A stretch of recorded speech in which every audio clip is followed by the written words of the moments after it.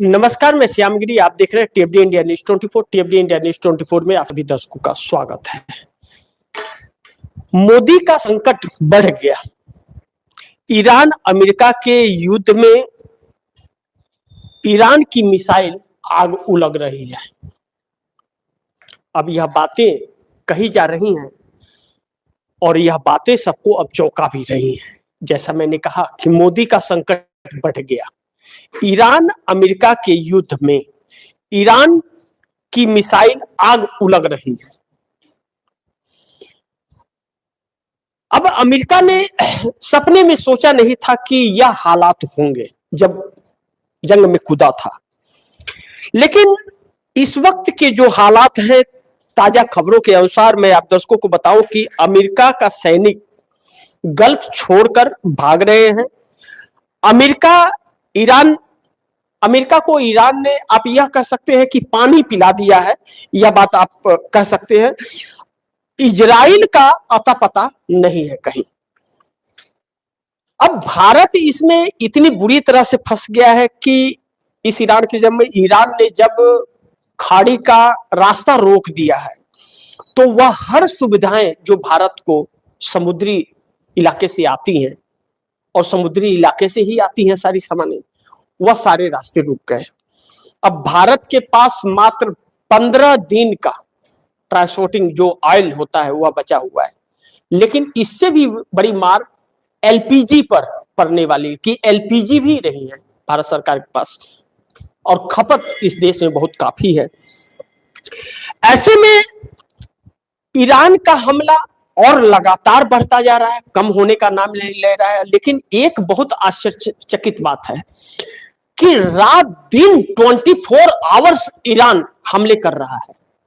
और इस हमले के अंदर एक और बड़ी खासियत जो है, जो दिन में कर रहा है, रात में अलग कर रहा है, फिर दिन में अलग कर रहा है। दिन में जिस मिसाइल को ठोक रहा है, रात में दूसरे मिसाइल को ठोक रहा है, फिर दूसरे दिन में दूसरा मिसाइल ठोक रहा है।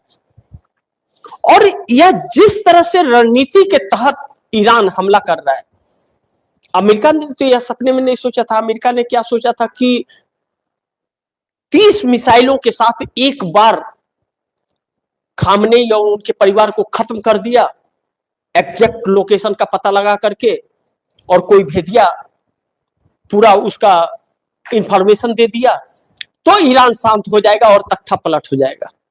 लेकिन उसे नहीं पता था कि कई चरण उसके तैयार हैं, कई नेतृत्व तैयार है नीचे तक। एक गया, 2 गया, 3 गया, 4 गया तो कोई फर्क ही नहीं उसे पड़ेगा। यह दांव उल्टा पड़ गया। लेकिन कुछ अहम इसके हिस्से जो हैं, आप दर्शकों को यह जान लेना चाहिए कि खामनेई के मौत के बाद मुस्लिम वर्ल्ड में एक गुस्से का माहौल अमेरिका को लेकर के है। इस बात से इनकार नहीं किया जा सकता क्योंकि अमेरिका ने धोखे से वार किया है।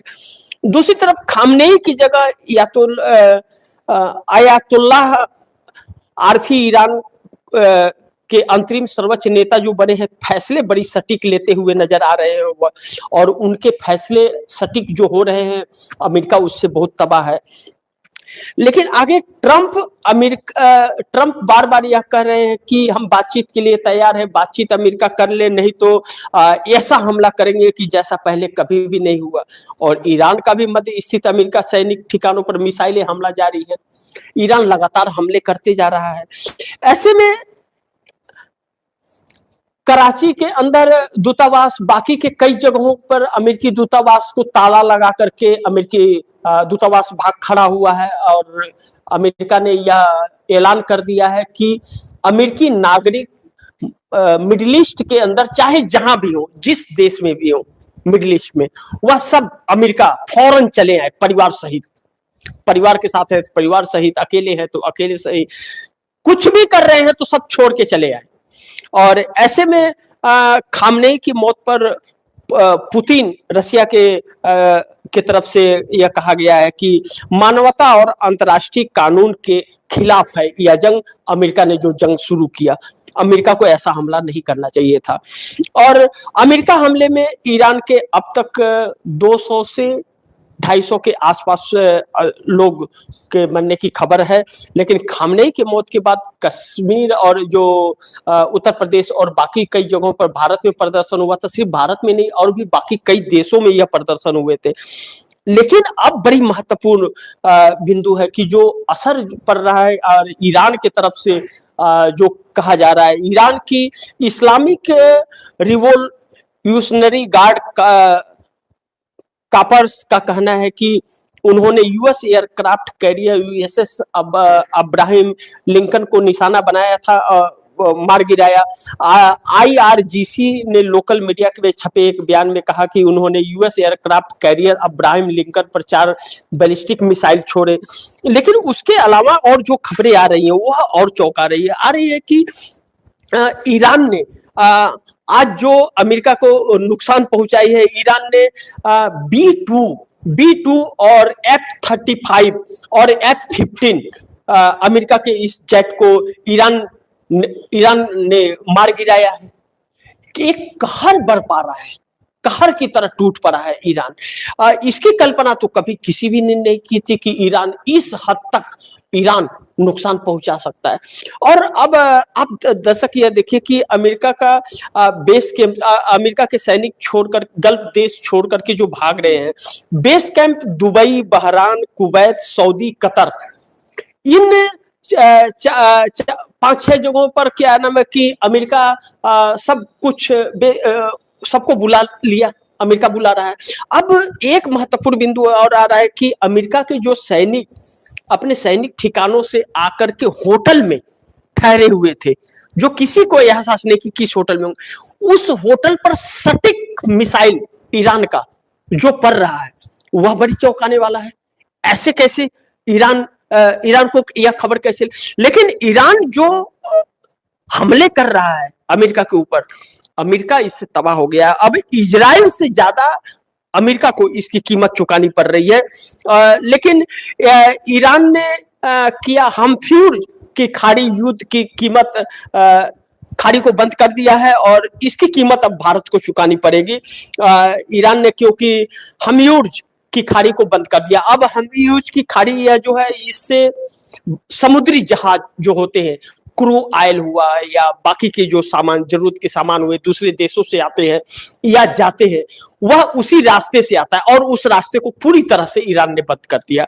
हवाई मार्ग बंद ही है, और लेकिन जो सामग्री आती है ट्रांसपोर्टिंग की, वह शिप के जरिए आती है, कंटेनर शिप के जरिए आता है। तो वह रास्ते बंद होने के वजह से, और इंश्योरेंस कंपनियां इंश्योरेंस करने से अब इनकार कर रही है। पहले दिन जब जंग शुरुआत हुई तो डबल किया, उसके बाद डबल इंश्योरेंस का चार्ज कर दिया, उसके बाद में पूरी तरह से इंश्योरेंस करने से मना कर रही है। अब ऐसे में भारत को सबसे ज्यादा नुकसान होता हुआ नजर आ रहा है। अब भारत के पास दिक्कत ये आ रही कि भारत के पास ऑयल खत्म हो रहा है, 12 से 15 दिन का ऑयल बचा हुआ है, एलपीजी बचा हुआ है। तो और कंज्यूम 144 करोड़ की आबादी है हमारे देश के अंदर, तो 144 करोड़ की आबादी में पूर्ति सरकार को करनी पड़ेगी, लेकिन सरकार के पास व्यवस्थाएं नहीं है और भी अन्य कई चीजों की बहुत दिक्कत है। तो अब यह खबर आ रही है कि मोदी सरकार रसिया से ऑयल लेगी। अब रसिया तो ऑयल देने से इनकार कर देगा, क्योंकि रसिया से तो आपने दोस्ती तोड़ ली और ईरान से आपने दोस्ती तोड़ ली है, तो ईरान आपका रास्ता भी बंद कर रहा है और ऑयल भी नहीं देगा आपको, और रसिया ऑयल अब चाइना को भेज रहा है। ऐसे में अमेरिका से करार किया है नरेंद्र मोदी ने। जब अमेरिका से करार नरेंद्र मोदी ने किया है तो नरेंद्र मोदी को अमेरिका से ले आना पड़ेगा, तो अमेरिका से ले आना पड़ेगा तो नरेंद्र मोदी को बहुत खर्चा होगा उसका। और फिर जो ऑयल की क्वालिटी है, क्रूड ऑयल की जो क्वालिटी है, अब ईरान की क्वालिटी और रसिया की क्वालिटी, उसमें भारत को फायदा है, क्योंकि उसमें केमिकल भी निकल जाते हैं, डीजल भी निकल जाता है, पेट्रोल भी निकल जाता है, गैस भी निकल जाता है।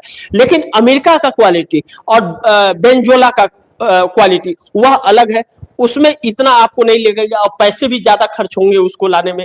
तो मोदी इस वक्त जो है बहुत संकट में पड़ गए हैं मोदी, और इस संकट से निकल पाएंगे मोदी नहीं निकल पाएंगे मैं नहीं जानता, यह तो वक्त बताएगा। लेकिन नरेंद्र मोदी के पास और कोई रास्ता नहीं है। एक तरह से अगर यह कहा जाए कि नरेंद्र मोदी कि नासमझी ने इस देश को फंसा दिया बहुत बुरी तरह से, और आर्थिक चोट जो पड़ रही है, अब यह देश जो बर्बादी की कगार पर जाएगा। एक तो ये 12 सालों से नरेंद्र मोदी सरकार गुमराह कर रही थी देश को कि हमने ये किया वो किया, डंका बज रहा है, घंटा बज रहा है, विश्व गुरु बन रहे हैं, वो डमरू बजा रहे थे, सब सारा ढोल फट गया है। अब ऐसे में देखना यह महत्वपूर्ण होगा कि अब यह देश अब यह कह रहा है, विपक्ष पार्टी कर रहे हैं कि मोदी ने कहां फंसा दिया, मोदी ने कहां फंसा दिया है यह देश को। ईरान अमेरिका के हमले ने भारत को तबाही की राह पर ला करके खड़ा कर दिया है। भारत तबाही की तरफ अब जाएगा, क्योंकि अब सोचिए कि यह जो अरब कंट्रीज हैं, पूरे अरब कंट्रीज को एक तरफ से ईरान ने तबाह कर दिया है। अब सऊदी अरब से एक खबर आ रही है जो बड़ी चौंकाने वाली है। वहां के राजा मॉल में गए, कहे कि सब कुछ ठीक है, वीडियो जारी किया, लेकिन दुबई तबाह हो चुका है। अब दुबई के अंदर जो यूपी बिहार के बाकी जगहों के लोग रहते हैं, अब कहा जा रहा है कि आप लोग वीडियो बना करके सोशल मीडिया पर नहीं डालोगे। बहुत स्ट्रिक्ट आदेश पारित किया गया कि कोई भी वीडियो बना करके कहीं नहीं भेजेगा, और कोई वीडियो नहीं बनाएगा, वीडियो बनाना गैर कानूनी होगा, यानी कि सजा दुबई की आप जानते हो वहां का क्या है। तो ऐसे में जब नहीं होगा तो सरकार छिपा रही है, दुबई भी छिपा रहा है, तो फिर क्या सच्चाई क्या है? हमारे कितने लोग वहां फंसे हुए, मारे गए। अब सरकार जो बोलेगी उसके मुताबिक सरकार, मैंने एक आंकड़ा आप दर्शकों को बताया था, वह आंकड़ा बहुत चौंकाने वाला था, वह आंकड़ा डरावना था कि कौन से देश में कितने लोग फंसे हुए। 12 देश के अंदर तकरीबन 1 करोड़ के आसपास भारतीय फंस चुके हैं। तो उसके जिम्मेदारी भी सरकार नहीं ले रही, सरकार चुपचाप बैठ गई है। चुप बैठने से तो काम चलने वाला नहीं भैया। देश इस वक्त जवाब मांग रहा है और मोदी सरकार को जवाब देना भी पड़ेगा।